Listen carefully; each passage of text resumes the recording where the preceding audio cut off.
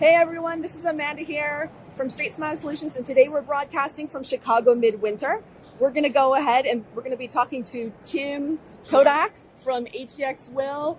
Over here we've got Jiwin. Hey, how are you? They're doing a demo today. He's going to kind of tell you a little bit more about why you need a CBCT, especially if you're interested in doing aligners, orthodontics, or airway. Tim, go ahead and take it away. Okay, so in the traditional world of X-ray, we've been living in a two-dimensional world. But you miss the three-dimensional structure of the bone.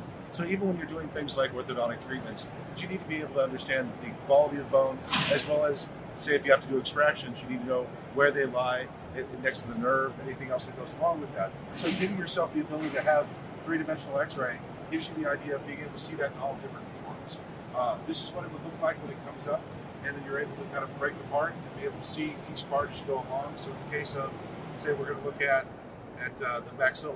We can bring it down to the maxilla, and then we can actually focus on the part that we're looking for. And in this case, we can actually make a buccolingual view, so it makes it much more interpretable for the dentist to be able to see and look at that patient and start to look at, for either endodontics or orthodontics, being able to look at the bone structure, see where those teeth are. If there's an impacted tooth, that they can see where it is, make sure that they can map out the canal and be able to do all those things and see it from a buccolingual and a mesiodistal view to be able to see what's going on. In the case of looking at things like where you're doing airway orthodontics for airway correction, that the CBCT is uniquely special because we can actually see the airway, we can assess the volume and the size of it to be able to look for strictures and to be able to also explain to the patient. For us, a diagnostic, it's easy for us to get numbers and understand, but when we actually are able to talk to the patient, be able to explain to them why they're having problems and why there's a stricture in a certain area, that we can be able to show them in a much better way. So in this case, we're looking at a patient who actually at the back of their tongue has a little stricture right in this area here, but we want to be able to explain it to the patient as well. So what we can also do with this is with the information that we get from the CBCT, we can actually start to plot points down there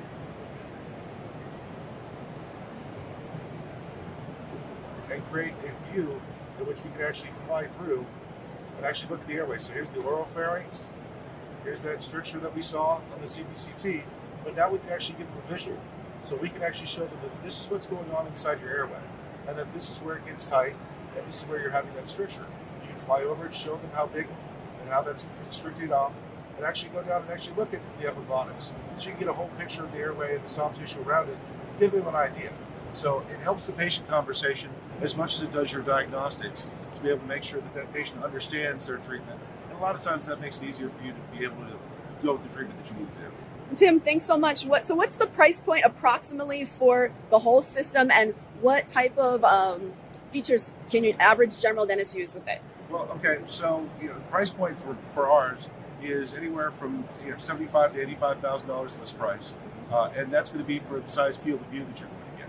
So the field of view is the actual imaging size that you have. The imaging size that we're seeing here is going to be 16 by 14.5, which encompasses the whole head. If you're going to be doing airway, it's usually suggested that this is the size to get, because that way you can actually see the hard palate, the soft palate, and then up into the sinuses as well. Mm-hmm. And that way you can get the whole area of which you're going to be manipulating along the way. You can also do 16 by 8, which basically gives you the entire dentition. So if you're doing implants, if you're doing endodontics, that you can be able to have something that can visualize all those needs and be able to do that as well. They come with a dedicated pano, so you're not discounting the need for a two-dimensional X-ray, but that you have the ability of having both available to be able to do so. With something as simple as, say, like endodontics, that we can actually go in, and before we even start the case, we can go through, we can take a look at the tooth, take a look at it, just as I said before, create that buccolingual view, so a view that we can understand. And now to blow this up, now we can go ahead and assess that tooth. We can measure out the lingual canal before we ever drill it. And then in some cases, we can actually go through and we can actually plot points inside that tooth. And just like the airway, we can actually take a fly through inside the tooth ahead of time before we ever do a case, to be able to see what the inside of that tooth looks like, be able to fly through. Let me see if I get a better view of that. It becomes an amazing diagnostic tool to be able to have something like this for your practice, to be able to see more things than you've ever had a chance to before. And that becomes something to where, in the past, that we've had the responsibility of seeing something in 2 dimensions with our pano. This just gives you the opportunity to be able to assess it from a 3-dimensional thing, see the bone structures, be able to do things like implant planning. All right. You guys got to see this. Check this out. He's going to go right inside the tooth. You're going to be able to see the canals. So, also things to where in endodontics that before you start to drill, that in this case, right here, that as we blow this up, that you see a C-shaped canal. So before you start doing that case, you know that you're going to have those type of challenges along the way to be able to make it to where you know that that's going to happen ahead of time. And then you can map out that tooth, bring it over there, focus on that tooth, so you can understand more about its structure on the inside before you ever get inside and have a hard time finding the canals, finding it and understanding where it is and what you need to do with it. So again, in this case, you can see that it's got canals along here. You can see that it's a very small pulp canal. And we're able to assess the roots along the way. Just to give you that fly through one more time, that we'll do it on a straight tooth to make it easy for us here. Is that now I can take that same, we can actually fly through the tooth.